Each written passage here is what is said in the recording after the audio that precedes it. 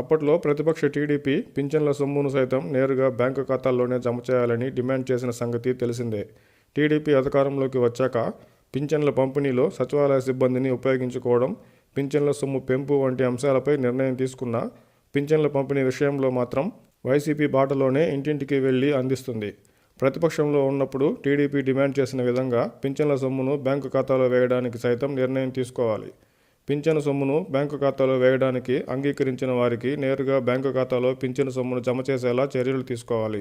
దీంతో సుమారు 60% నుంచి 70% వరకు పింఛన్లు నేరుగా బ్యాంకు ఖాతాలో వేసే వీలుతో పాటు నగదు వాడకం తగ్గడం, మిగిలిన 30% పింఛన్ల పంపిణీ ఇంటి వద్దే ఇవ్వడానికి సచివాలయ సిబ్బందికి సైతం సులువుగా ఒక్క రోజులోనే పూర్తి చేసే వీలు కలుగుతుంది.